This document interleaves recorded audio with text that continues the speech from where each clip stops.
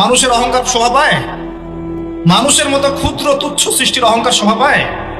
2 দিন পাতলা পায়খানা দিলে বাস শেষ মানুষ, একটা ডেঙ্গু জ্বর দিলেই শেষ। এই যে ঢাকার শহর বস্তুবাদী হয়ে যাচ্ছেন দিন দিন পুরো পশ্চিম আদলে, এক ঝাঁকুনিতে 50 লাখ মানুষ মরতে পারে, এক ঝাঁকুনিতে, খালি 5, 6, 7 মাত্রার। মানুষকে আল্লাহ পাক ছোট্ট একটা ক্যান্সারের ভাইরাস দিয়ে শেষ করে ফেলতে পারে, সামান্য একটা মহামারীর বাতাস দিয়ে লাখ লাখ মানুষকে মারতে পারে। মানুষের অহংকার শোভা পায়? কোন মানুষ নামাজ পড়ে না চিন্তা করেছেন? যে মানুষের হৃদস্পন্দন, শ্বাস আল্লাহ নিয়ন্ত্রণ করছেন, একটু শ্বাসকষ্ট হলেই হাসপাস উড়ে যায়। বড় একজন আলেম তেলাওয়াত করছেন, কোরআন তেলাওয়াত, নামাজে আমরা পিছনে নামাজ পড়ছি, শ্বাসকষ্টের কারণে তেলাওয়াতের পুরো আয়াতটা তেলাওয়াত করতে পারেন না, থেমে থেমে তেলাওয়াত করতে হয়।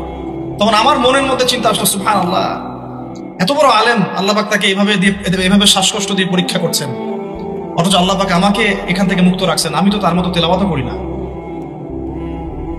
কত মানুষ পঙ্গু হয়ে পড়ে আছে, ওই অবস্থায় আল্লাহর ইবাদত করতেছে।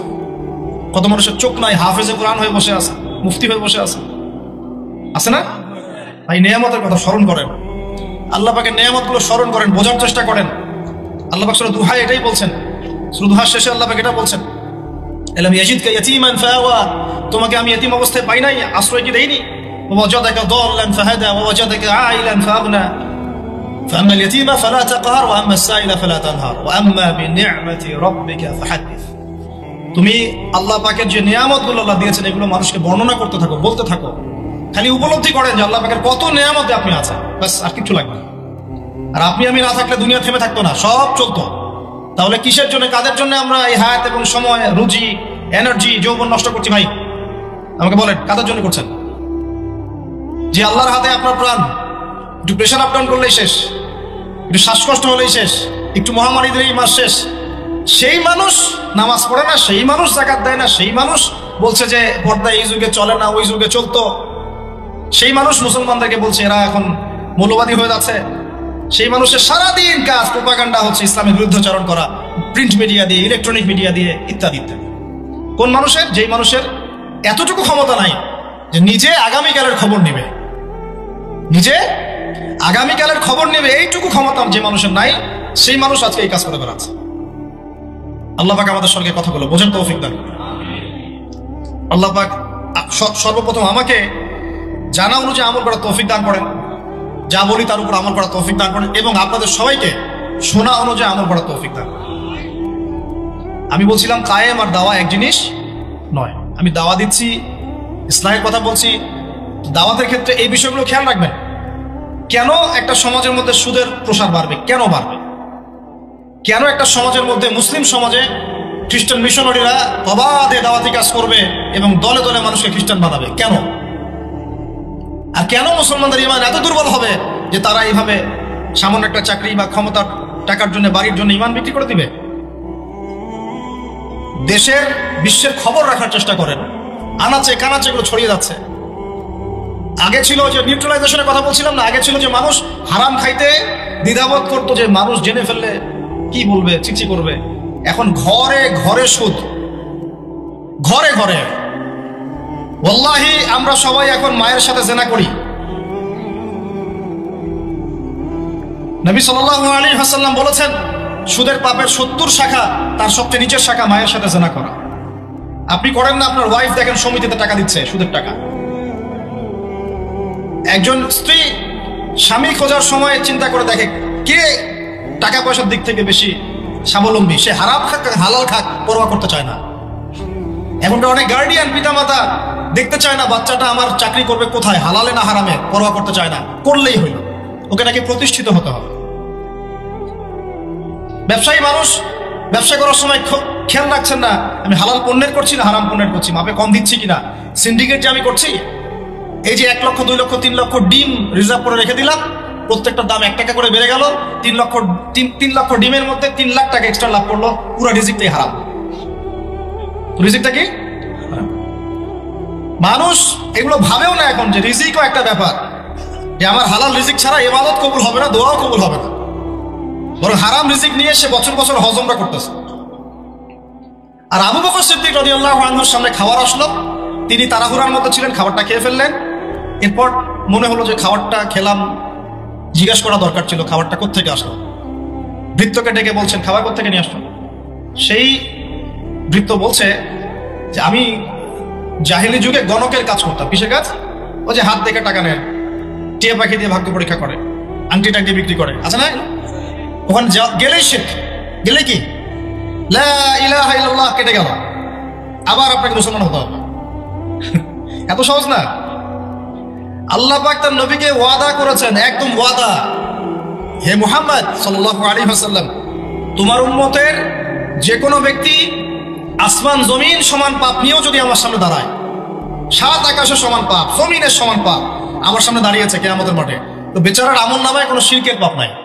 কিসের পাপ নাই? আমি আল্লাহ তার সামনে আসমান জমিন সমান ক্ষমা নিয়ে হাজির হব। ওইটা কেটে গেল কোথায়? খালি গিয়ে বললেন যে দেখেন তো আমার হাতটা একটু দেখে দেন তো, কয়টা মেয়ে আছে আমার লাইফে, কয়টা বিয়ে হবে। ও আবার এই পাশে দাগগুলো দেখে, দেখে বলে যে 2টা। ঠিক আছে, কিন্তু সারা জীবনে আপনি 2টা বিয়ে করতে পারলেন না। করার দরকার নাই, করার দরকার নাই, একটা নিয়ে থাকেন। কেন দরকার নাই? সবাই সবকিছু করতে পারবে না, সবাই সবকিছু করতে পারবে না। বিধান সবার জন্য প্রযোজ্য হয় না। যার ক্ষমতা, যার সামর্থ্য আছে, যে ব্যালেন্স করতে পারে, তার ব্যাপারটা ডিফারেন্ট।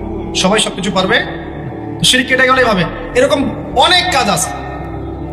আপনি বলছেন যে মায়ের কসম, কিসের কসম? শিরক হয়ে গেল। কসম কার নামে করতে হবে? বলতে হবে আল্লাহর কসম। কসম যদি করতেই হয় কার নামে করতে হবে? আল্লাহর নাম। বললাম যে ভাই কেমন আছেন, তা আপনি বলছেন যে আপনার দোয়াতেই ভালো আছে, আপনার দোয়াতেই ভালো আছে। আগে কি বলতে হবে? আলহামদুলিল্লাহ, আল্লাহর রহমতে, অতঃপর আপনাদের দোয়ায় ভালো আছে। কথা বলাও শিখতে হবে। বললেন যে আগামীকাল আমি এটা করবই, আগামীকাল আমি এটা করবই, গ্যারান্টি দিতে পারবেন? পারবেন। বলে ফেললেন যে এই সময়গুলো এখন ভালো না, সময়টা ভালো না, এটা যুগকে আপনি গালি দিলেন, এটাও নিষেধ, এটাও নিষেধ। অনেকে অনেক সময় শিরকি নামও পর্যন্ত রাখে। একজনের নাম শুনেছিলাম, শাহিন শাহ, কি নাম আছে? এরকম নামে কেউ আছেন নাকি? আচ্ছা, বাদ দেন। এর অর্থ হচ্ছে রাজাধিরাজ, রাজার সবচেয়ে বড় রাজা, মানে সবচেয়ে বড় রাজা। কে সবচেয়ে বড় বাচ্চা? সূক্ষ্ম সূক্ষ্ম অনেক শিরক আছে, বড় বড় শিরক আপনারা চিনেন। এদিকে বলছে ইহদিনাস সিরাতাল মুস্তাকিম, সরি, ইয়াকা না'বুদু ওয়া ইয়াকা নাস্তাঈন, হে আল্লাহ শুধু আপনারই ইবাদত করি, আপনার কাছেই সাহায্য চাই। বের হয়েই কবরে গিয়ে সিজদা করব। ওখানে মৃত মানুষের কাছে সাহায্য চাচ্ছে। সিজদা কার জন্য? সিজদা কি আল্লাহ ছাড়া অন্য কাউকে করা যাবে? সাহাবীরা কি আল্লাহর নবীকে সিজদা করেছিলেন? তাহলে আপনারা কত বড় মানুষ হয়ে গেছে? আমরা কি তাদের চেয়ে বড় হয়ে গেছি? নাউজুবিল্লাহ। এভাবে মানুষ শিরক করছে। তারপরে জবাই, কুরবানি কার জন্য করতে হয়? মানুষ তো অনেক সময় দেখা যায় যে জীবিত মানুষ মৃত মানুষের জন্য কুরবানি করছে। এখন গ্রামে গ্রামে ছড়িয়ে পড়তেছে কবিরাজি, তান্ত্রিক, কবিরাজ, বান মারা, টোনা, এগুলা। যে করবে সেও মুশরিক, যে ওখানে গিয়ে ধন্না দেয় সেও মুশরিক। হ্যাঁ, যে করবে সে তো মুশরিক হয়ে গেছেই। আর যে গিয়ে ধন্না দিচ্ছে যে আপনি আমাকে এগুলা থেকে বাঁচান, এবং সে জিনের সাহায্য নিয়ে বিভিন্নভাবে এই কাজগুলো করে দিচ্ছে, সমস্যা, ঈমান কেটে গেল। কি করতে পারবেন? কোরআন এবং হাদিস থেকে চিকিৎসা করতে পারবেন, কোরআন সুন্নাহ থেকে চিকিৎসা করতে পারবেন। এগুলো বলা ঠিক না, বা পাবলিকলি বলা হয়তো উচিত না। এগুলো আমাদের বিরুদ্ধেও করে মানুষ। হ্যাঁ, আমাদের বিরুদ্ধেও মানুষ এগুলো করে, আর মনে করে আমরা এগুলো বুঝবো না, বা আমাদের এইসব দোয়া কালাম জানা নাই, বা আল্লাহ পাক আমাদেরকে হেফাজত করবেন না, এমনটা মনে করে। আরে সমস্ত কাফেরকে যদি এক পাল্লা রাখা হয়, আল্লাহ পাকের সূরা ফাতিহাকে এক পাল্লা রাখা হয়, তুমি পারবে নাকি? তো অযথা এইসব পরিশ্রম করো কেন? বরং কোরআন সুন্নাহ দিয়ে আল্লাহর কাছে এমন চিকিৎসা নেওয়া যায়, যেই চিকিৎসা ও তো অতিক্রম করতে পারবেই না, বরং করতে গেলে ও নিজে ধ্বংস হয়ে যাবে। কোরআনের উপর যেতে পারবে? এগুলো দিন দিন বাড়তেছে। আমি আপনাদেরকে কিছু চিকিৎসা বলে দিই, এগুলো আমল করেন, ইনশাআল্লাহ আল্লাহ পাক আপনাদেরকে হেফাজত করবেন ইনশাআল্লাহ। 1 নাম্বার তো নামাজ তো অবশ্যই পড়বেন, পবিত্র থাকবেন ওযু অবস্থায়। 3 নাম্বার আয়াতুল কুরসি পড়বেন, আয়াতুল কুরসি। কোন সূরা আছে এটা? সূরা বাকারার 255 নম্বর আয়াত, আয়াতুল কুরসি। আর পড়বেন সূরা বাকারার শেষের 3 আয়াত, সূরা বাকারার শেষে 3 আয়াত। এর আগে সূরা ফাতিহা আছে, তারপরে পড়বেন সূরা ফালাক, নাস, ইখলাস, কাফিরুন। সূরা ফালাক, নাস, ইখলাস, কাফিরুন পড়বেন। সূরা জিনের প্রথম 10 আয়াত। কোন সূরা? সূরা জিনের প্রথম 10 আয়াত। পারলে পুরা সূরা ইয়াসিন, সূরা ইয়াসিন। তারপর সূরা সফফাত এর প্রথম 10 আয়াত, এর সাথে সূরা কাহফের প্রথম 10 আয়াত। তারপরে সূরা তাহা, সূরা ইউনুস আর সূরা আরাফ। এই 3টা সূরায় জাদু, বান, টোনার এগুলোর বিরুদ্ধে কিছু আয়াত আছে।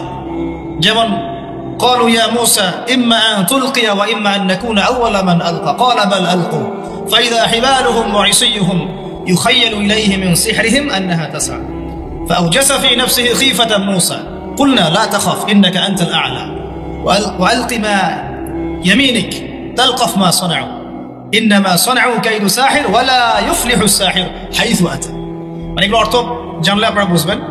এগুলো পড়লে এগুলো একদম লোহার তরবারি দিয়ে যেমন আঘাত করা হয় এভাবে আঘাত করা হয়, সব শেষ হয়ে যাবে ইনশাআল্লাহ তাআলা, ইনশাআল্লাহ।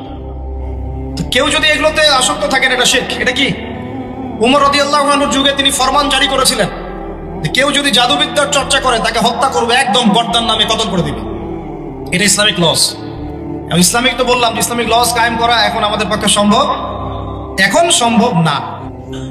আপনাদের কি মনে হয় ঈসা ইবনে মারইয়াম এসে মানব রচিত বিধান দিয়ে তার খেলাফা রাষ্ট্র কায়েম করবেন? জাতিসংঘে গিয়ে বলবেন যে আমাকে ফিলিস্তিনে একটা স্বাধীন রাষ্ট্র প্রতিষ্ঠার অনুমতি দেন, বলবেন? ডলার দিয়ে কেনাবেচা করবেন, তাই মনে হয় আপনাদের? ইলেকট্রনিক মানি দিয়ে, ক্যাশলেস সোসাইটি দিয়ে, এগুলো যা করার আছে করে নেন। করতে করতে যখন ক্ষান্ত হবেন, আল্লাহ পাক তখন ঈসা ইবনে মারইয়ামকে পাঠাবেন। পৃথিবীর সমস্ত জুলুম উঠে যাবে ইনশাআল্লাহ। কোন মাজলুমের অধিকার আর খর্বিত হবে না, প্রত্যেক মাজলুম তার অধিকার ফিরে পাবে ইনশাআল্লাহ। একটা ফিলিস্তিনের বাচ্চার রক্তের প্রতিশোধ আমরা নিব ইনশাআল্লাহ। একটা বোনের ইজ্জতের বদলা আমরা নিব ইনশাআল্লাহ। একটা ভাই যাদেরকে অন্যায়ভাবে হত্যা করা হয়েছে এদের রক্তের বদলা আমরা নিব ইনশাআল্লাহ। আমরা বেঁচে না থাকলে আমার সন্তান নিবে ইনশাআল্লাহ, ও বেঁচে না থাকলে তার সন্তান নিবে ইনশাআল্লাহ। আমরা কিছু ভুলি নাই, ভুলে যাবো না ইনশাআল্লাহ। এই দুনিয়া ততদিন পর্যন্ত ফানা হবে না যতদিন এই দৃশ্য বিশ্ববাসী না দেখছে ইনশাআল্লাহ। তোমাদের যা করার আছে করো, যা ইচ্ছা করতে থাকো। এখন বিশ্বের মুসলমানদের রক্তের হোলি খেলায় মেতেছে এরা।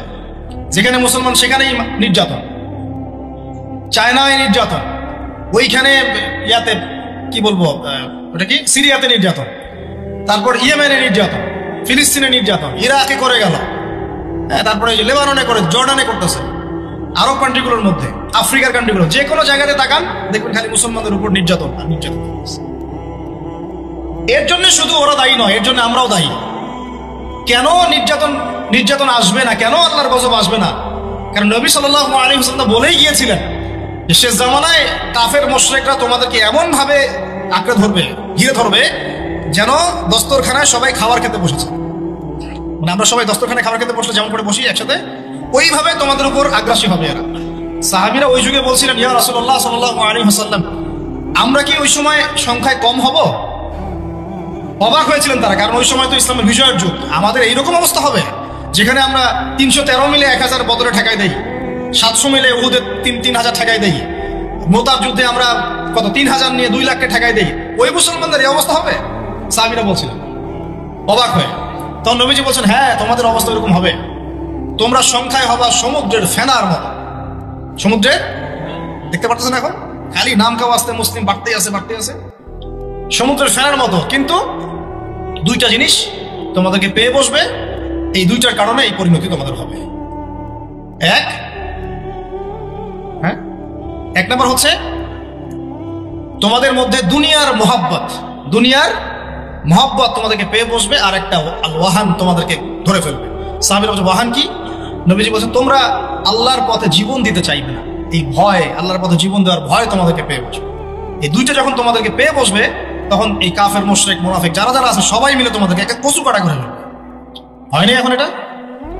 শুধু এই যুগে না, প্রত্যেক যুগে যুগে যখনই মুসলমানদের উপরে এই 2টা এসেছে তখনই মুসলমানরা আক্রমণের শিকার হয়েছে। কখনো তাতারিদের হাতে, চেঙ্গিস খানের বংশধর মনে আছে, মঙ্গলরা, ওরা এসে মুসলমানদেরকে একদম কেটে ফেলে দিয়েছে।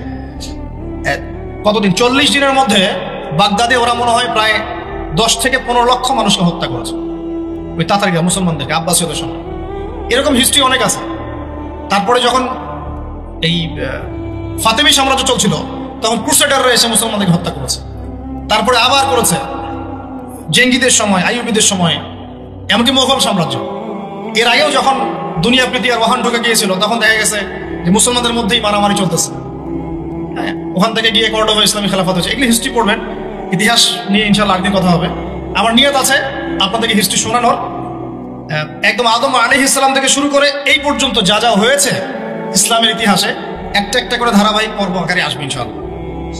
এতে করে খুব অল্প সময়, হয়তো 10 মিনিটের মাদ্রাসা এমন হতে পারে, 10 থেকে 15 মিনিটের মাদ্রাসা, এর মধ্যেই একটা একটা করে পর্বে একটা একটা করে হিস্ট্রি আসবে ইনশাআল্লাহ। যদিও খুব টাফ এই কাজটা করা এবং এটার জন্য অনেক ইনভেস্টমেন্টের দরকার, আল্লাহ পাক যেন সহজ করে দেন। তো মূল কথাটা আমি বলছি যে যখন আমরা এভাবে দুনিয়া প্রেমে ঢুকে গিয়েছি এবং আল্লাহর পথ থেকে সরে আসছি, মার খেতে হয়েছে। এখন আমাকে বলেন তো দেখি, আমরা কি আমাদের অবস্থার উন্নতি চাই না? এতক্ষণ যা বুঝালাম এতে কি বুঝতে পারলেন যে দিন এখন শুধু একটা নিভু নিভু বাতির মতো জ্বলছে? গুটি কয়েক মানুষের মধ্যে হক সীমাবদ্ধ হয়ে যাচ্ছে। প্রবলেমগুলো কি আপনারা ফাইন্ড আউট করতে পারেন? প্রবলেমগুলো দেখেন। সারা বিশ্বে ইসলামিক কোনো খেলাফত আছে? ইসলামের কোনো ঐক্য আছে? একজন আমিরুল মুমিনিন আছে? একটা জামা আছে? একটা ইমারা আছে? আমাদের কি অর্থনৈতিক শক্তি আছে? ভিত্তিটা নাই। পুরো বিশ্বের রাজনৈতিক ক্ষমতাকে আমরা নিয়ন্ত্রণ করি না। পুরো বিশ্বের মিডিয়াগুলো কি আমাদের? এমনকি যেগুলোতে রেকর্ড করছেন যে ফোন আপনার হাতে, সেটাও তাদের। এটাও কাদের? তাদের। পুরো বিশ্বের যে ফিলোসফিক্যাল থটস গুলো আছে, দর্শন, এই দর্শনগুলো আমাদের চলছে না ওদের চলছে? সব পশ্চিমা দর্শন চলছে না? এই যে নাস্তিকতা, কাদের দর্শন? আমাদের। এই যে সেকুলার কনসেপ্ট, কাদের দর্শন? আমাদের দর্শন। এই যে সো কল্ড ডেমোক্রেসি, কাদের দর্শন? আমাদের। এই যে ন্যাশনালিজমে আমরা ভুগছি, সবাই জাতি চিন্তা করি। মানে ওই ইয়েমেনে একটা মুসলমান মরলে আমার লাগে না। কেন লাগে না? ও তো ইয়েমেনি, আমি তো বাংলাদেশি। ফিলিস্তিনে একটা ভাইকে মারলে আমার খুব একটা লাগতেছে না। কেন? ও তো ফিলিস্তিনি, আমি তো বাংলাদেশি। এই যে গোত্রীয় বিভাজনটা আমরা করেছি ন্যাশনালিজমের মাধ্যমে, এতে করে ইউনিটিটা নষ্ট হয়ে গেছে। গোত্রে মানুষ থাকতে পারে, কিন্তু সবার মধ্যে একটা হৃদ্যতার বন্ড থাকতে হবে। এইটা ইসলাম দিয়েছিল। আনসার, মুহাজির, দুইটা আলাদা শব্দ না? দুইটা আলাদা বৈশিষ্ট্য, কিন্তু তারা কি আলাদা ছিলেন? একদম নিজের মায়ের পেটের ভাইয়ের চেয়ে বেশি, তাই না? এটা ইসলাম। আর আমরা যদি বলি আনসার এক গ্রুপ, মুহাজির আরেক গ্রুপ, আনসারকে মারলে আমার কি, আমি তো মুহাজির, মুহাজিরকে মারলে আমার কি, আমি তো আনসার। এই কনসেপ্টটা হচ্ছে একটা ন্যাশনালিজম কনসেপ্ট। এই চলছে। ও দিয়ে দিল ফরাসি বিপ্লবের পর থেকে, 1789 সালের পর থেকে এগুলো আসছে ওয়ার্ল্ডে। 1789 থেকে শুরু করে 1914 পর্যন্ত এই সময়টাতে তারা বিশ্বটা দখল করেছে।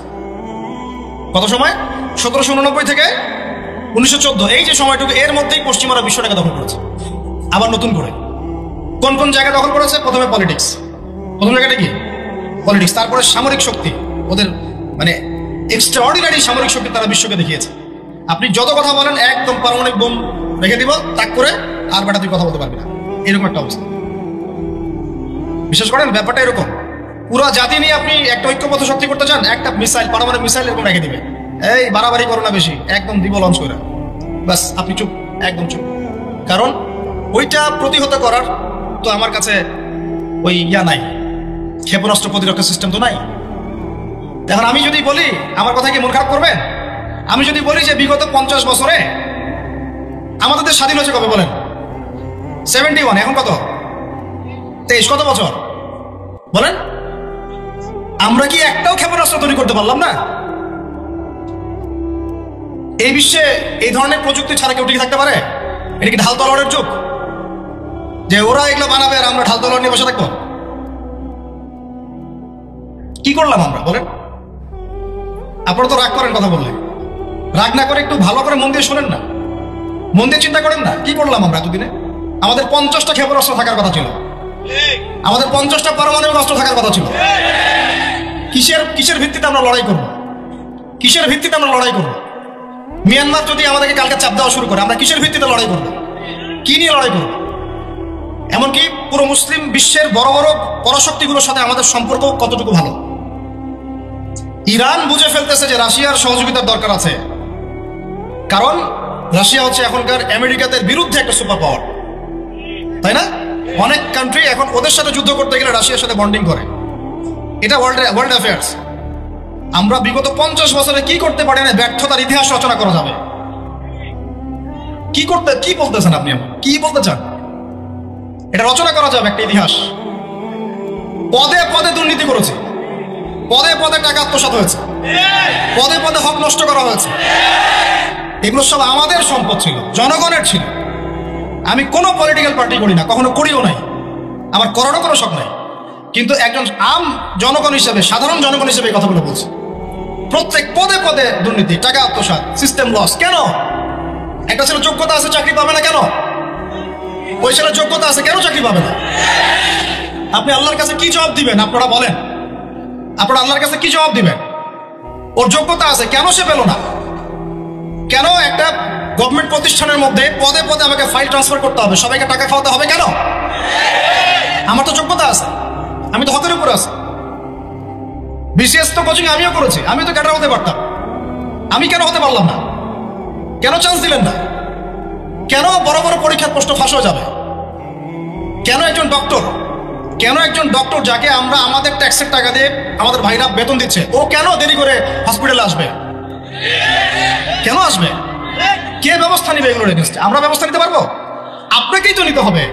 উমর ইবনে খাত্তাবের মতো শাসক কে হবে? আপনাকে হতে হবে, আমরা তো হব না। আর আমাদের সেই যোগ্যতাও নাই, ইচ্ছাও নাই। আমরা দায়িত্ব নিতে চাই না, দায়িত্ব ছেড়ে দিতে চাই। ইসলাম কি বলে? দায়িত্ব নিতে বলে না ইসলাম বলে যে যোগ্যকে দায়িত্ব দিয়ে দাও। কোন সাহাবী দায়িত্ব নিজেকে চেয়ে নেন নাই কখনো, বলেছেন আমাকে দেওয়ার দরকার নেই, তাকে দিয়ে দাও। আবু বকর সিদ্দিকের পর উমর ইবনে খাত্তাব পর্যন্ত বলছিলেন আমাকে দিয়েন না, প্রয়োজন আলীকে দেন, উসমানকে দেন। উমরের মতো মানুষ এই কথা বলছেন।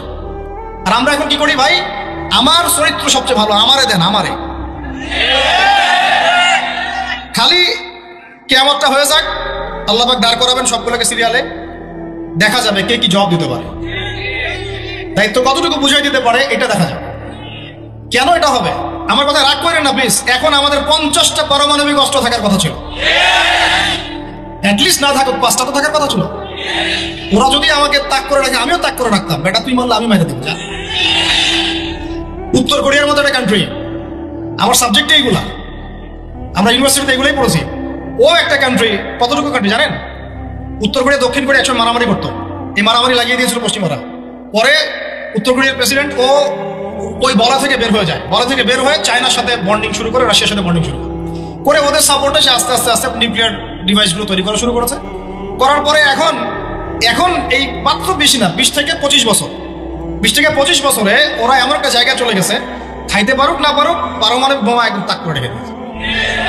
পশ্চিমারা ওখানে নাক গলাতে পারে না, ও নাক গলাতে পারে আমার কাছে এসে, আমাকে বলে স্যাংশন দিবে, আমাকে বলে তোমাকে ভিসা নীতি বাতিল করে দিব। আমাকে বলতে পারে, ওকে বলতে পারবে না তো, কারণ ওর কাছে ওইরকম অস্ত্র আছে, দিবে একটা মাইরা, যা বেটা। ওর পার্ল হারবার আছে সামনে জাপানের ওখানে। কারণ এটা এমন একটা বিষয় যে একটা যদি সে মারে, আর এও তো একটা মারতে পারবে। একটা বোমা পড়লে পুরো জাতি একদম মুহূর্তের মধ্যে ছাই হয়ে যাবে। এই জন্য এটা যুদ্ধ এত সহজে কেউ যেতে যাবে না। এটা হচ্ছে একটা মনস্তাত্ত্বিক শক্তি যে আমার কাছে আছে, তুই মারলে কিন্তু আমি মারতে পারি। এই মনস্তাত্ত্বিক শক্তিটাই দরকার ছিল, এখন নাই। আর ভাই এগুলো আমাদেরও তো অনেক দোষ, সব কিছু তো আমরা মানুষের উপর চাপাই দিয়ে বসে থাকি। আমরা যখন অ্যানালাইসিস করতে বসি সবাই মনে হয় যে বিজ্ঞ পণ্ডিত, কিন্তু আপনি তো দায়িত্ব নিয়ে সামনে আসছেন না, আপনি তো পড়াশোনা করে উপরে আসছেন না, আপনি তো জ্ঞান অর্জন করে মানুষকে বোঝানোর চেষ্টা করছেন না। আমরা তো আমাদের দায়িত্ব পালন করছি কি? আল্লাহ পাক আমাদের সবাইকে বিচক্ষণ হওয়ার তৌফিক দান করেন। কয়টা সায়েন্টিস্ট তৈরি হয়েছে আমাদের? বলেন, কয়টা সায়েন্টিস্ট তৈরি হয়েছে আমাদের জাতির মধ্যে? নাস্তিক তো ভুরি ভুরি তৈরি হচ্ছে। কয়টা সায়েন্টিস্ট তৈরি হয়েছে আমাদের ইউনিভার্সিটিগুলোর মধ্যে? কয়জন অর্থনীতিবিদ তৈরি হয়েছে ইউনিভার্সিটিগুলোর মধ্যে? আমিও তো পড়েছি ইউনিভার্সিটি। ছেলে মেয়ে একসাথে বসে গাল গল্প করে, চীনা বাদাম খায়, কোনো সময় স্যার আর ছাত্রীর প্রেম হয়ে যায়। আমি বলছি না কিছুই হয় না, পড়াশোনা তো হয়, সিস্টেম তো অনেক সুন্দর, টাকা পয়সাও সরকারি অনেক খাচ্ছেন আপনারা। কিন্তু এখন কথা হচ্ছে গভর্নমেন্টের যে এত টাকা পয়সা খাচ্ছেন, রেজাল্টটা কি দিচ্ছেন? কি জাতীয় উপহার দিচ্ছেন আপনারা? কোন প্রজন্ম উপহার দিচ্ছেন? এগুলো কি গভর্নমেন্ট টাকা? আপনারা কি মনে করেন এই ট্যাক্সের টাকাকে কি মনে করেন? এগুলো মানুষের আমানত, রক্ত ঘাম করা পয়সা। আপনাকে বেতন দেওয়া হচ্ছে, আপনাকে ফ্ল্যাট দেওয়া হচ্ছে, আপনাকে গাড়ি দেওয়া হচ্ছে, ওগুলোর দিকে তো চোখ দেন না। আমরা একটু এক্সকরলা গাড়িতে চললেই একদম নজরদারির মধ্যে চলে আসি। গাড়ি কোথেকে আসলো? আমার গাড়ির দাম তো 6 লাখ টাকা না 7 লাখ টাকা, আপনার গাড়ির দাম তো 50 লাখ টাকা। আর এগুলো আমাদেরকে মানুষ ভালোবেসে হারিয়ে দিয়েছে। আপনাকে ভালোবাসা না দিলে আমি কি করতে পারি? আমার কিছু করার আছে? তো মূল জায়গাগুলো তো আমরা দেখি না। সব সমস্যা ইসলামকে নিয়ে চুলকানি নাকি? খালি ইসলামকে নিয়ে চুলকানি হয়? মূল জায়গায় আসেন। আমি বলেছি, চ্যালেঞ্জ করেছি, একটা মাঠের মধ্যে আপনি সমস্ত সেকুলার মহলের টিচারদেরকে একত্রিত করেন। আপনি উদ্যোগ নিয়ে করেন দেখি, করে সবার কোরআন তেলাওয়াত টেস্ট করেন। আমি চ্যালেঞ্জ করতেছি 10% কোরআন তেলাওয়াত ঠিক থাকবে না। তাদের হাতে আপনি একটা জাতি করতেছেন, তাহলে শিক্ষা তো এই অবস্থা হবেই। ব্যাংক তো আপনাকে শিখাবে, আর কি শিখাবে? ইসলাম এবং জেনারেল শিক্ষা, ইসলামী শিক্ষা, এটাকে সমন্বয় করাটা এখন সময়ের দাবি হয়ে গেছে। এই দুটাকে সমন্বয় না করতে পারলে আল্লাহর কসম এই জাতিকে বাঁচাতে পারবেন না আপনি। এখন টিকটক দেখতেছেন, সামনে কোন টক আসবে আল্লাহ ভালো জানে, আল্লাহ ভালো জানে। এখানে এখানে আপনার ঘরেও তো দেখবেন যে একটা অপদার্থ পয়দা হয়ে গেল। কত এরকম ছেলে তার বাবা মাকে বৃদ্ধাশ্রমে পাঠিয়ে দিল, সন্তানের হাতে মা খুন হলো। এই তো কয়েকদিন আগে এক পুলিশ অফিসার খুন হয়েছিল এক সন্তানের হাতে, মনে নাই আপনাদের এগুলা? তাহলে আমরাই তো আমাদের ঘরে সাপ তৈরি করতেছি। ভাববেন না যে এগুলোর ফলে শুধু সমাজে একটা প্রভাব বিস্তার হবে, আমার ঘরে কিছু হবে না, কখনো না। আমিও এফেক্টেড হবো, আমার ঘরেও আসবে। এখন আল্লাহ রাব্বুল আলামিনের কাছে খালি দোয়া করতে পারি আমরা, আল্লাহ পাক যেন আমাদেরকে এমন যোগ্য যোগ্য ব্যক্তি উপহার দেন আল্লাহর পক্ষ থেকে। যেই হোক সে XYZ, হুএভার হি ইজ, আমরা কোনো দলের মানুষ না, কোনো পলিটিক্যাল পারসন না। XYZ যে হোক না কেন, আমরা চাই সৎ, যোগ্য, ইমানদার মানুষ। সৎ, যোগ্য, ইমানদার মানুষ যারা তাদের এই ক্ষমতাটাকে, এই প্রতিভাটাকে দিনের জন্য কাজে লাগাবে ইনশাআল্লাহ। এরকম মানুষ চান না আপনারা? এর দোয়া করতে হয়, আল্লাহ যেন কবুল করে দেন, আমিন। আর আমাদেরকেও হতে হবে আনুগত্যশীল, এবং আমরা শান্তিপূর্ণ কোনো পরিবেশের মধ্যে বিদ্রোহ করতে যাব না। কারণ এগুলো করলে রাষ্ট্রের আরো ক্ষতি হয়, উপকারের চেয়ে কি হয়, ক্ষতি বেশি হয়। আমরা দোয়া করব, চেষ্টা চালাবো, আল্লাহ রাব্বুল আলামিনের কাছে মুজাহাদা চালিয়ে যাব, এবং আমরা গঠনমূলক সমালোচনার মধ্য দিয়ে আমরা তাদের কাজের পজিটিভ নেগেটিভ বিষয়গুলো উপস্থাপন করতে পারি। এরপর যদি তারা দাওয়াত কবুল না করে, তাদের কবর তাদের, আপনার আমার কবর আমাদের। লাকুম দীনুকুম ওয়ালিয়া দীন। ব্যাস, এটা আমাদের দায়িত্ব। এখন আমার কথাটা আমি গুছিয়ে নিব, কনক্লুশনের দিকে একটু আমার দিকে মনোযোগ দেন। আর শেষে গিয়ে আমি আপনাদেরকে 5টা প্রশ্ন করবো। কয়টা ভাই? সেরা 5 জন, যে 5 জন অ্যান্সার দিতে পারবেন তাদের জন্য আমি হাদিয়া নিয়ে আসছি। 5টা বই আমি আমার পক্ষ থেকে উপহার দেবো ইনশাআল্লাহ। ঠিক আছে? এই যে লেকচারটা দিয়েছি এর উপরেই 5টা প্রশ্ন হবে ইনশাআল্লাহ। দেখবো কে কতটুকু লেকচার শুনেছে। কনক্লুশনটা এখন শোনেন। পুরো বিশ্বের প্রেক্ষাপটটা এখন আমাদের অনুকূলে না। আমার সাথে বলেন তো, কি বললাম? পুরো বিশ্বের প্রেক্ষাপটটা আমাদের অনুকূলে না। বিশ্বের বড় বড় সেক্টরগুলো মনে রাখবেন, বড় বড় সেক্টরগুলো হচ্ছে 1 রাজনীতি, 2 ভূ রাজনীতি, 3 অর্থনীতি, 4 সংস্কৃতি, 5 শিক্ষা, এবং 6 প্রযুক্তি। কটা বললাম? 6। এই প্রতিটা বিষয়ে এখন আমরা নিয়ন্ত্রণ করি না। এটাই বাস্তব, এটাই সত্য। কারা নিয়ন্ত্রণ করে? ইসলামের দুশমনরা করে। ইসলামের দুশমনরা করে। এবং দুশমন বলতে সব ইহুদি, সব খ্রিস্টান নয়। মনে করবেন না যে হিন্দু ভাই ইসলামের দুশমন, না, সবাই ইসলামের দুশমন না। তাদের মধ্যে অনেক ভালো মানুষ আছে, ইহুদিদের মধ্যেও কিছু ভালো মানুষ আছে। একজন ইহুদি সকালবেলায় এসে উহুদ যুদ্ধ করেছিল, একটা সেজদাও দেয় নাই, বেচারা শহীদ হয়ে জান্নাতে চলে গেছে। ইহুদিদের মধ্যে আব্দুল্লাহ বিন সালামের মতো বড় আলেম ছিলেন। সব ইহুদি না, আর সব খ্রিস্টান না। খ্রিস্টানদের মধ্যে বাদশাহ নাজাশীর মতো মানুষ ছিলেন, মুসলমানদেরকে আশ্রয় দিয়েছিলেন। তাহলে কারা সমস্যা? জায়নিস্টরা। কারা? ইহুদি খ্রিস্টানদের মধ্যে একটা দল আছে, একটা ইউনিটি আছে, বন্ডিং আছে, এটাকে আমি অ্যালায়েন্স বলি। এটা হচ্ছে জায়নিস্ট মুভমেন্ট, জায়নবাদী। এটা নিয়ে একটা বই আছে, অনেক বই আছে, ইউনিভার্সিটিতে অনেক বই পড়ানো হয়। এখন একটা বই ভালো চলছে, the secrets of Zionism, the secrets of Zionism. এই বইটাও পড়লে আপনারা বুঝতে পারবেন, অনেক কিছু বুঝতে পারবেন। তো হেনরি ফোর্ডের লেখা, উনি আগে জায়নি ছিলেন, পরে বের হয়ে আসতেন, তওবা করে ফিরে আসতেন আর কি। তো এরা হচ্ছে এই বিষয়গুলো নিয়ন্ত্রণ করে, প্রতিটা বিষয়, প্রত্যেকটা বিষয়, ব্যাংকিং সিস্টেম থেকে শুরু করে পলিটিক্যাল অ্যাফেয়ার্স, এভরিথিং। আমাদের হাতে কিছু নাই, কিন্তু আমরা বললাম যে ফিউচারে ঈসা আলাইহিস সালাম আসবেন এবং এটা কায়েম করবেন। এই তো কনক্লুশন। তাহলে মাঝখানে যে সময়টা বাকি আছে, এই সময়টাতে কাদের হাতে বা কোন বৈশিষ্ট্য ধারণ করতে পারলে আমাদের হাতে এই বিষয়টা হবে? এই তো প্রশ্ন, না? এই না বিষয়টা? মাঝখানে একটা সময় তাহলে বাকি। সামনেও দেখলাম কি হতে যাচ্ছে, ঈসা ইবনে মারিয়াম আসবেন, ইমামুল মাহদী আসবেন, এই খেলাফা কায়েম হবে ইনশাআল্লাহ। তবে মাহদী আবার আনাচে কানাচে অনেক মাহদী বের হচ্ছে, এগুলো মাহদী না। ভুলেও এসবের পাত্তা দিবেন না, একদমই পাত্তা দিবেন। আমার কাছে শোনেন, এগুলো নিয়ে আমরা স্টাডি করতেছি না দীর্ঘদিন থেকে। মালহামা না হওয়া পর্যন্ত মাহদী আসবেন না। কি হওয়া পর্যন্ত? মালহামা মানে গ্রেট ওয়ার, বিশাল যুদ্ধ, একটা ম্যাসাকার যুদ্ধ, মানে 99% কম্পিউটার মারা যাবে। যোদ্ধা না, 100 জনের মধ্যে 99 জন মারা যাবে। যে বাঁচবে সে মনে করবে আমি সেই ব্যক্তি যে বাঁচবো, সবাই আশা নিয়ে যাবে ওখানে। কি নিয়ে হবে যুদ্ধ? ইরাকের ইউফ্রেটিস নদীর সোনার পাহাড়কে কেন্দ্র করে।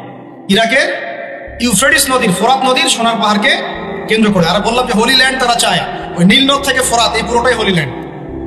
নীলনদ থেকে ফোরাত পুরোটাই হোলি ল্যান্ড, ওরা পুরোটাই দখল করতে যাচ্ছে। ওরা শুধু গাজা চায় না। লাস্ট 100 বছর থেকে ওরা এই মিশনে হাঁটতে হাঁটতে হাঁটতে মোটামুটি এখন 70-80% জায়গায় কিন্তু দখল করে ফেলেছে। ফেলে নাই? ওইটা আরেকটা ইস্যু, ইনশাআল্লাহ প্যালেস্টাইনে আরেকদিন কথা হবে। এখন মূল কথায় আসেন। তাহলে আমরা ফিউচারটাও জানি, বর্তমানটাও বুঝতে পারছি। এখন এইসব মাহাদিদের পিছনে ছুটবেন না। মাহাদি আসবেন, যখন আসবেন আমরা চিনতে পারবো ইনশাআল্লাহ। তবে আমার মনে হয় যদি ওই সময় এইসব মিডিয়াগুলো থাকে আর এরকম কিছু মুনাফিক আহলুন নেসাত থাকে, তারা ইমাম মাহাদিকেও সন্ত্রাসী বলে দিবে। আমার তাই মনে হয়। আল্লাহ মাফ করুন। এখন মাঝখানে একটা প্রজন্ম দরকার। আমরা যদি আল্লাহর কবুলিয়ত পাই, হয়তো আমরা যদি এই সময়টা পেয়ে যাই, যদি আমরা না পাই আমাদের ফিউচার জেনারেশন, যদি তারা না পায় তাদের ফিউচার জেনারেশন, এভাবে হয়তো চলতে থাকবে। কখন সেই প্রজন্ম আসবে আর কোন বৈশিষ্ট্য তাদের থাকবে? এর আগে আমি জাস্ট আপনাদেরকে 2টা আয়াত শোনাচ্ছি। এক, আল্লাহ পাক বলছেন ইন তানসুরুল্লাহ ইয়ানসুরকুম, সূরা মুহাম্মাদে আছে, তোমরা যদি আল্লাহকে সাহায্য করো আল্লাহ তোমাদেরকে সাহায্য করবে।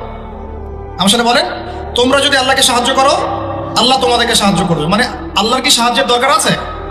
তোমরা আল্লাহকে সাহায্য করো বলতে তোমরা যদি আল্লাহর দ্বীনকে সাহায্য করো, তোমরা যদি আল্লাহর দ্বীনকে সাহায্য করো আল্লাহ তোমাদেরকে সাহায্য করবেন। ওয়া ইউসাব্বিত আকদামাকুম, তোমাদের পা আল্লাহ পাক শক্ত করে দিবেন ইনশাআল্লাহ।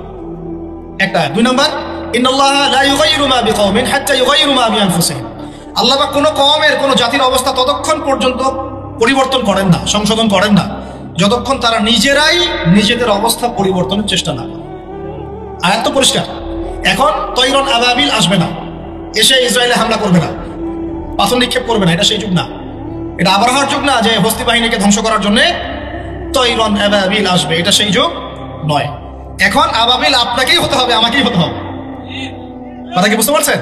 এটা নিজেদের তাকদীর, নিজেদের ভাগ্য, নিজেদের মানে ভবিষ্যৎ আল্লাহর উপর তাওয়াক্কুল করে তার হুকুম মেনে আমাদেরকে করতে হবে।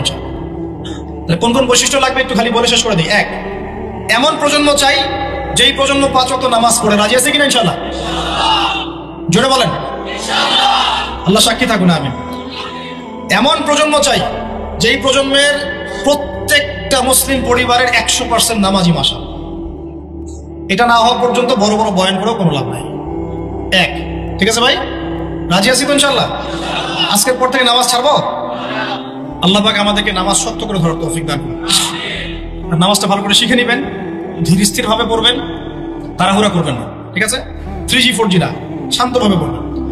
2, আমরা এমন প্রজন্ম চাই যেই প্রজন্মের 100% মুসলমান কোরআন তেলাওয়াত করতে পারে। রাজি আছি কিনা ইনশাআল্লাহ? আগামী বছর ওয়াজ করতে আসার আগেই আপনাদের সবার কোরআন তেলাওয়াত সহি চাই ইনশাআল্লাহ। রাজি আছেন ইনশাআল্লাহ? আল্লাহকে কথা দেন, রাজি আছেন? অবশ্যই অবশ্যই কোরআন তেলাওয়াত শিখতেই হবে।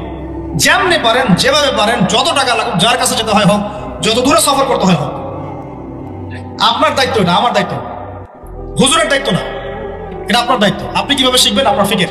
3 নাম্বার, আমরা এমন প্রজন্ম চাই যে প্রজন্ম ভিতরে বাহিরে সুন্নতের অনুসারী। রাজি আছি ইনশাআল্লাহ? সবার চেহারা দাঁড়িয়ে থাকবে ইনশাআল্লাহ, সবার সুন্নতি লেবাস থাকবে ইনশাআল্লাহ, সুন্নতের আমল থাকবে ইনশাআল্লাহ। সুন্নতের জিন্দেগি বই পাওয়া যায়, কিনবেন, প্রত্যেকটা কাজের সুন্নত দেখে নেবেন, ঠিক আছে ভাই? প্রত্যেকটা কাজের সুন্নত আমল করার চেষ্টা করবো, আল্লাহ পাক তৌফিক দান করুন, আমিন। শেষ করে দিচ্ছি, মনোযোগ ধরে রাখেন, আর 5 মিনিট।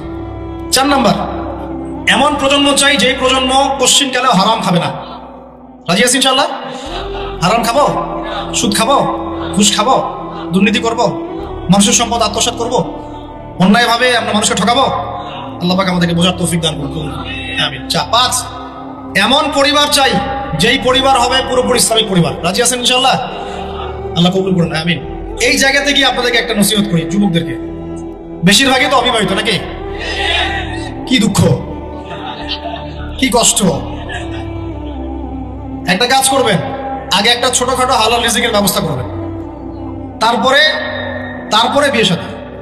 হালাল রিজিকের ব্যবস্থা না কইরা বিয়ে শাদী করতে যায় না, নিজের মান সম্মান গায়রত বলে কিছু থাকবে না, ঠিক আছে ভাই? আরো যে বলছি, ভুলেও বেদিন কোনো মেয়েকে বিয়ে করতে যায়। দিনদার মেয়ে খুঁজবেন, আর দিনদার মেয়ে তো বাইরে সার্টিফিকেট লেবাস দেখে বোঝা যাবে না আসলে। এটা আপনাকে খোঁজখবর নিতে হবে, দেখতে হবে তার পরিবার কেমন, ব্যাকগ্রাউন্ড কেমন, মা কেমন, ইত্যাদি ইত্যাদি, তার কোয়ালিফিকেশন কেমন, এবং পাত্রী দেখেও নেবেন। পাশাপাশি আল্লাহর কাছে দোয়া করতে হবে বেশি করে। কি করতে হবে? স্ত্রী খাদিজার মতো হতে পারে, আবার নূহ আলাইহিস সালামের স্ত্রীর মতো হতে পারে। বুঝেন পার্থক্য? বোঝেন? খাদিজা রাদিয়াল্লাহু আনহা মানে কি? এমন একজন মহিয়সী নারী যে একজন মহাপুরুষের পিছনে সাপোর্ট দিচ্ছে। সুবহানাল্লাহ, কি সাপোর্টটা দিয়েছেন দেন নাই নবী সাল্লাল্লাহু আলাইহি ওয়াসাল্লামকে পুরো নবুয়তের জীবনে। এটাও হতে পারে তাকদীরে। আবার নূহ আলাইহিস সালামের স্ত্রী, মনে আছে? লূত আলাইহিস সালামের স্ত্রী, তারা দুজন নবী, তারা দুজন জান্নাতি, তাদের স্ত্রীরা হবে জাহান্নামী। বলেন নাউজুবিল্লাহ। এই জন্য তাকদীর কার হাতে? বাস আল্লাহর কাছেই বারবার ইস্তেখারা করে করে করে চেয়ে নিতে হবে, আল্লাহ আমাকে এমন একজন নেককার স্ত্রী দান করুন যিনি আমাকে আপনার পথে চলতে সাপোর্টিং হ্যান্ড হবে, আমাকে পিছন থেকে বুস্ট আপ করবে। আচ্ছা, ইনশাআল্লাহ ফ্যামিলি নিয়ে বিয়ে শাদী নিয়ে আরেকদিন ওয়াজ হবে ইনশাআল্লাহ। 5 কয়টা বলছি ভাই? 5টা না 6টা?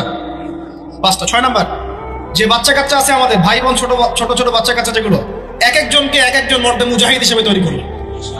বুঝি আছে ইনশাআল্লাহ? তাহলে ওদেরকে আমরা পড়াশোনা করাবো কি? কি পড়াশোনা করাবো? হ্যাঁ, কি পড়াবেন? হামটি টামটি নাকি Jack and Jill went up the hill, twinkle twinkle? কি পড়াবেন? ওর কচি মাথাটাকে তো সবাই নষ্ট করে ফেলতেছে। বাচ্চা কাচ্চাদেরকে ইসলামিক মূল্যবোধ দিয়ে বড় কর। প্লিজ ভাই বসেন একটু, এগুলো পড়েন না, শেষ করতে দেন, পরিবেশটা বজায় রাখেন। আর 4টা পয়েন্ট, কয়টা? 6টা বলছি না? 7 নম্বর হচ্ছে আল্লাহ পাক আমাদেরকে প্রতিভা দিয়েছেন না সবাইকে। কেউ লিখতে পারে, কেউ বলতে পারে, কেউ ব্যবসা ভালো বোঝে, কেউ ইন্টারনেট সেকশন ভালো বোঝে, এরকম আছে না? আল্লাহ পাক আপনাকে যা দিয়েছেন ওইটাকেই দিনের জন্য কাজে লাগাবেন। রাজি আছেন? 8 নাম্বার, আমাদের প্রত্যেক পরিবারের মা বোনদেরকে খাস পর্দা রাখতে হবে। নাস্তিকরা কি বলে বলুক, সেকুলাররা কি বলে বলুক, ইউনিভার্সিটি টিচার কি বলে বলুক, নেকাব খুলতে বাধ্য করে কি করে করুক, আপনি আপনার পরিবারকে পর্দা রাখবেন।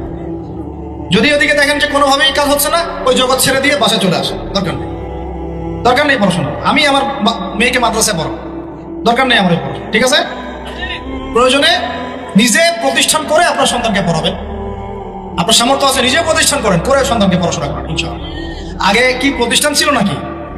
যে যুগটা সোনালী যুগ, ওই যুগে কোনো শিক্ষা প্রতিষ্ঠানই ছিল না। মানুষ ওস্তাদের কাছে ম্যান টু ম্যান পড়তো। একজনের কাছে কোরআন, একজনের কাছে হাদিস, একজনের কাছে উসুল, একজনের কাছে আরবি, এভাবে পড়তো। ওরা মানুষ হয় নাই? তো এখন পরিবেশ গড়ে তোলার ফিকির করবো। যদি না পারি, আমার সন্তানকে আমি ইসলামিক লাইনে পড়াবো ইনশাআল্লাহ। সামর্থ্য থাকলে নতুন নতুন প্রতিষ্ঠান গড়ে তুলবো ইনশাআল্লাহ। আল্লাহ পাক তৌফিক দান করুন। কয়টা বললাম? 8টা? 8টা না 9টা? 8টা। 9 নাম্বার হচ্ছে আমরা সবাই মিলে সৎ কাজে আদেশ করবো, অসৎ কাজে নিষেধ করবো। একজনের দায়িত্ব না। আচ্ছা, এই উম্মতের দায়িত্ব আমার উপরে? এই উম্মতের দায়িত্ব আব্দুল মালিক সাহেবের উপরে? এই উম্মতের দায়িত্ব কি আল্লাহ আল্লাহর রাস্তায় সময় দিবেন, দাওয়াতের মেহনত করবেন, তাবলীগের মেহনত করবেন ইনশাআল্লাহ। আল্লাহ কবুল করুন, আমিন। আর 10 নম্বর হচ্ছে আমরা উম্মতের মধ্যে কোনো বিভক্তি সৃষ্টি করব না। উম্মতের মধ্যে কোনো বিভক্তি সৃষ্টি করব না। এমনিতেই 73 দলে নয়, 73,000 দলে আমরা বিভক্ত হয়ে গেছি। আর ভাই আল্লাহর রাস্তায় বাড়াইতে যায় না, ইস্যু পাগল হবেন না, মূল জায়গায় থাকবেন। উলামায়ে কেরামের সোহবতে থাকবেন, উলামায়ে কেরামের সাথে সম্পর্ক থাকবে। কমপক্ষে একজন ওস্তাদ আলেম শাইখকে ধরে থাকবেন, অন্তত একজন। আর যদি অনেক থাকে তাহলে আলহামদুলিল্লাহ। উম্মার মধ্যে বিভক্তি সৃষ্টি করবেন না, ফাটল বাড়াবেন না। ঐক্যবদ্ধ করতে পারেন না পারেন, বিভক্তি উস্কে দিবেন। বরং যার যার মধ্যে ভালো যতটুকু আছে নিয়ে নিবেন, খারাপটা আপনি ছেড়ে দিবেন।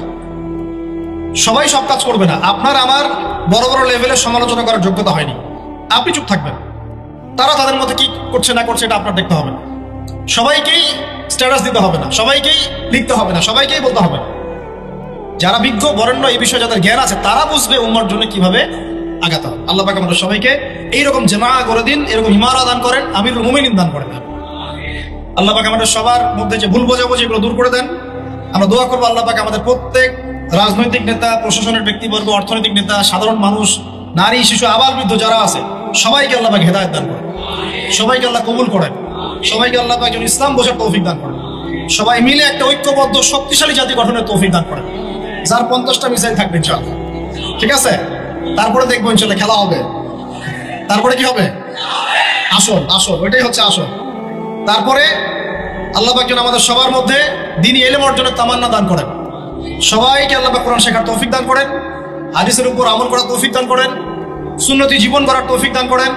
সবাইকে আল্লাহ পাক যেন নেককার স্ত্রী দান করেন, যাদের সামর্থ্য আল্লাহ পাক 2টা 3টা দান করেন, আরো দান করেন। যাদেরকে আল্লাহ পাক সামর্থ্য দিয়েছেন বেশি বেশি বাচ্চা কাচ্চা দান করেন। আল্লাহ রাব্বুল আলামিন সবাইকে হালাল রিজিক যথেষ্ট করে দেন, আমাদের সন্তানদেরকে মানুষ করার তৌফিক দান করেন, এবং সর্বোপরি আমাদের জানমাল সময় শ্রমকে কাজে লাগায় আল্লাহর জমিনে ওই বাইতুল মুকাদ্দাস আবার বিজয় করার তৌফিক আমাদেরকে দান করেন। দিন কায়েমের তৌফিক আল্লাহ পাক দান করেন, আমিন।